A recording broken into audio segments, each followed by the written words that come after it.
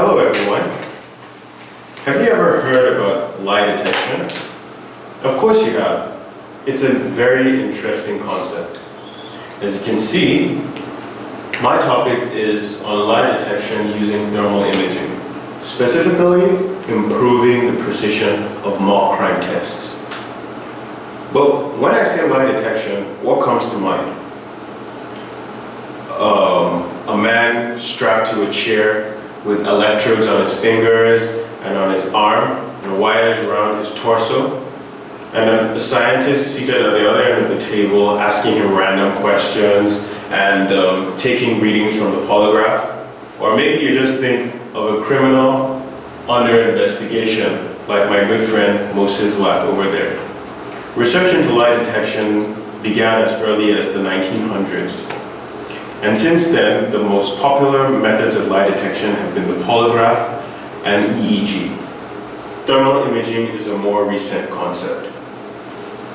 Each method, be it thermal imaging or the polygraph or EEG, is based on measuring slight changes in some physiological response, which could be the heartbeat or the breathing rate, depending on the method of lie detection in question.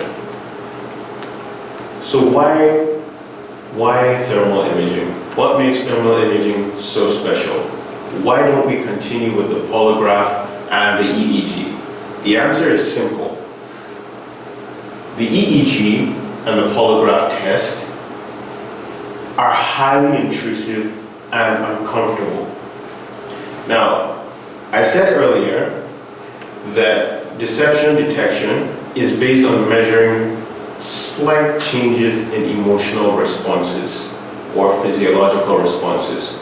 You can clearly see that anybody strapped to a polygraph or an EEG with all the electrodes connected to the brain is probably already going to be a little bit more anxious than usual, which means the test subject would already have increased anxiety, which means that an innocent subject could be misclassified as guilty, even though he's innocent.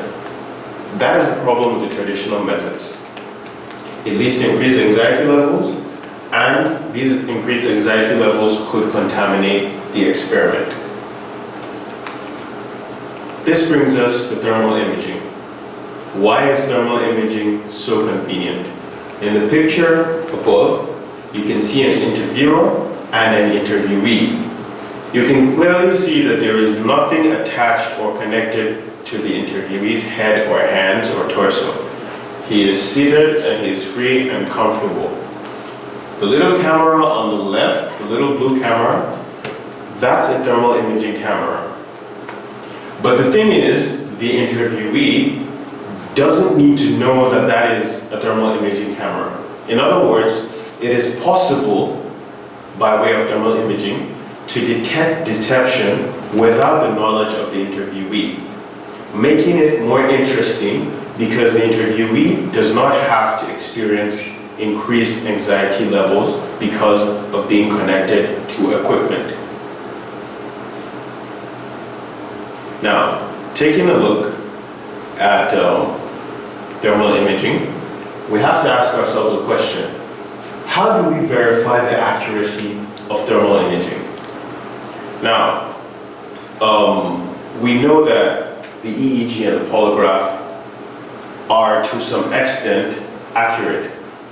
Replacing them with thermal imaging would require us proving that thermal imaging is just as accurate. But how do we test it? We have to come up with something called a concealed information test or a mock crime test. This is a situation in which some people tell lies and some people tell the truth, and basically the experimenter would try and find out who is telling a lie and who is telling the truth using a thermal imaging camera. Now, what exactly is a mock crime test? We're simulating a believable mock crime scenario. Participants would need to be programmed guilty or innocent. An experimenter is aware of the guiltiness or innocence of the participants before the experiment begins. Now, since he already knows the result of the thermal imaging camera can be verified.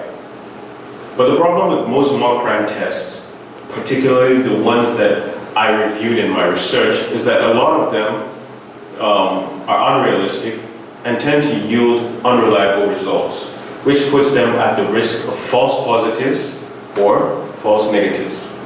So what do we do about this? I designed the ideal mock crime test. The ideal mock crime test is highly captivating, as true to life as possible, making the participants of the mock crime test feeling very engaged, making them feel like they actually did commit a crime, making them feel on edge about what they did.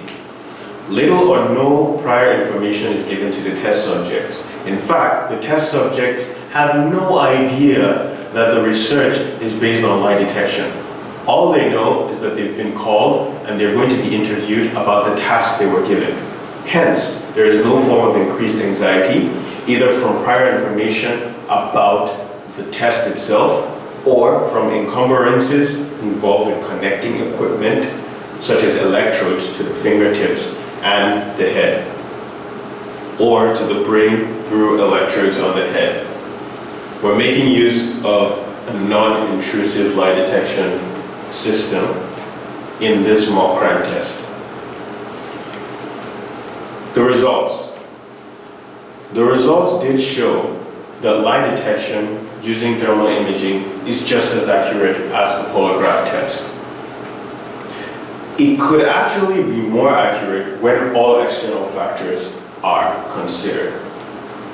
The results showed, upon completion of the mock crime by each of the participants, that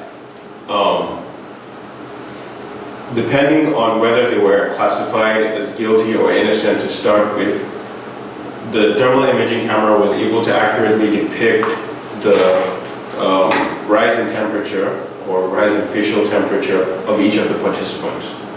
Now, this experiment wasn't without limitations, and this brings me to the limitations of the experiment. Now, even though I did mention that thermal imaging was a less intrusive lie detection system that didn't require being connected to equipment, there is one limitation that might affect the comfortability of the test subjects. And that is, the test subjects would need to sit perfectly still. The reason for this is the thermal imaging camera is looking directly at the face. So it's picking up the slight temperature differences from one side of the face to the other. Any slight movements in the face, and that could mess up the whole reading. So the participants would have to sit perfectly still throughout the duration of the interview, which you would agree with me is a little inconvenient. Hence, further research should look into methods or algorithms that can allow for the movement of the face and calculate the distance that the face has moved. But due to the limitations of equipment and time restraint, I was unable to make this investigation. Another limitation that I would mention is that there are many factors that could affect the base temperature of the face of a test subject. Each person has a different base facial temperature, and this could be affected by the weather of the environment.